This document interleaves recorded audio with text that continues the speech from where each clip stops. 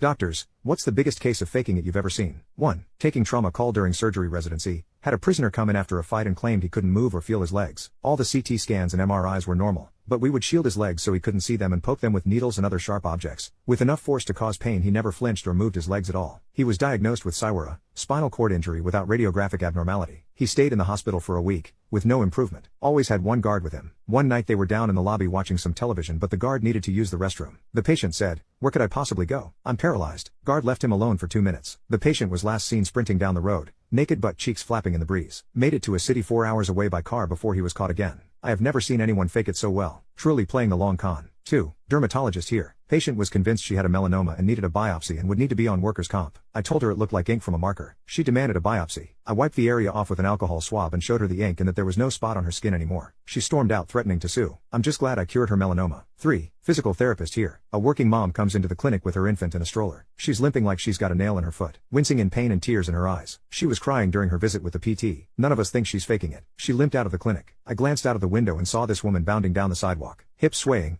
full stride, going places. We were all fools. 4. My brother was an EMT for 2 years and he told me this. People will try to use the ambulance as a means of transportation from Fulton to Oswego, because the hospital is in Oswego, by faking seizures. Sometimes when the head EMT guy was feeling fun and knew that the person was faking, he'd say something like, "Man, it's weird that he's having seizures but not peeing himself." Apparently the person would kind of snap out of it for a second, weigh up the repercussions, then either pee themselves or stop faking. I thought that was hilarious. 5. Sorta along the same idea. Working at a pharmacy, we saw a guy come in to try and get a refill on some pain meds that had no refill. After pleading that his ear really hurt, we told him again we couldn't refill it. One of the other employees saw his step into a side hallway and take a pencil and jam it forcefully into his ear repeatedly, drawing blood. He calmly left and went to the ER. He came back a few hours later with a prescription for pain meds. 6. Had a patient when I was an intern feigning blindness. She would constantly be playing on her smartphone, only furiously trying to hide it when someone from the care team came into her room. The best was when my attending one day strolled past her room and threw his hand up in a highly exaggerated hello wave. She started to throw her arm up too but caught herself halfway through, then threw her hand back into her lap and pretended to be staring off into nothing. 7. Nurse for an ophthalmologist here. Had a 21-year-old new patient claiming to be completely blind from a sudden and severe glaucoma diagnosis from a previous unknown doctor. Would feel around while walking and try to keep their eyes rolled back into his head. The whole 9 yards. He said he is a famous YouTube rapper who is now unable to make videos or earn a living. I exclaimed that I had heard of him before and very excitedly asked him to search for his YouTube channel on my phone so that I could subscribe. He took my phone out of my hand and effortlessly found the YouTube app and typed away in the search bar. Oh. And of course his eyes were back to normal and focused. 8. Ophthalmology technician. People pretend to be blind all the time. Go to check their eye pressure with the ton open,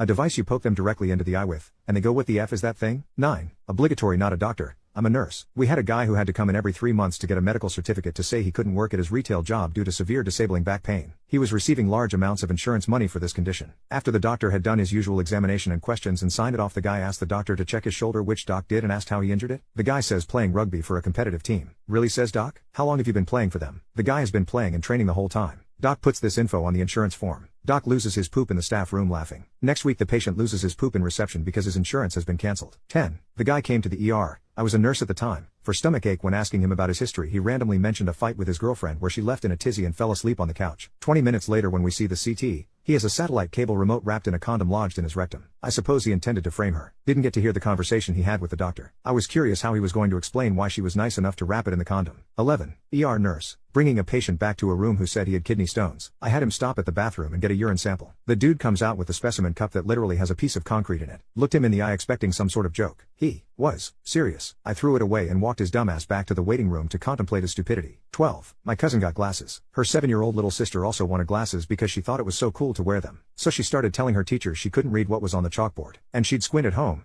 and go incredibly close to the TV to watch things because she said she couldn't see things clearly. Her parents got worried and took her to the doctor. She read everything wrong on the vision test. Everyone seemed convinced that she needed glasses, but the doctor was a little concerned because the tests indicated she needed really thick glasses, and usually that wasn't the case unless there was a family history of vision issues. Her parents both had 20/20 vision and her sister only had astigmatism. They all realized she was faking it. So the doctor told her parents in front of her that she'd need some pretty intense eye surgery so she'd be able to see without glasses. They even wheeled in a machine to make it convincing to say they could do the surgery right then and there. She freaked out, confessed to faking it all, and started to cry. She got grounded for a while.